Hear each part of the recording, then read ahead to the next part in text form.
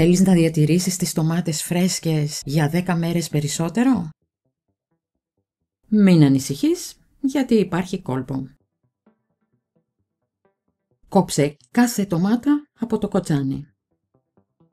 Τοποθέτησέ τη με τον μίσχο προς τα κάτω. Απόφυγε να τις στιβάζεις. Άφησε λίγο χώρο μεταξύ τους. Γιατί λειτουργεί? Ο αέρας δεν εισχωρεί από το σημείο του κοτσανιού, έτσι οι ντομάτες διατηρούν την υγρασία τους και δεν σαπίζουν. Δεν χρειάζεται ψυγείο, έτσι παραμένουν νόστιμες.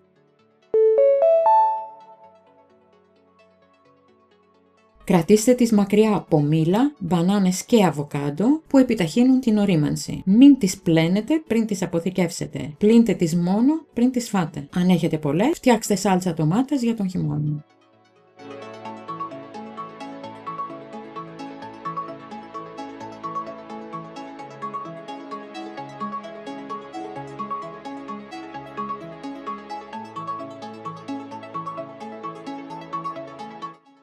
Στο κανάλι μας υπάρχουν και άλλα ενδιαφέροντα βίντεο για τις ντομάτες και τους σχετικούς συνδέσμους θα τους βρείτε κάτω από αυτό το βίντεο στην περιγραφή. Εν τω μεταξύ, πάρτε μια γεύση.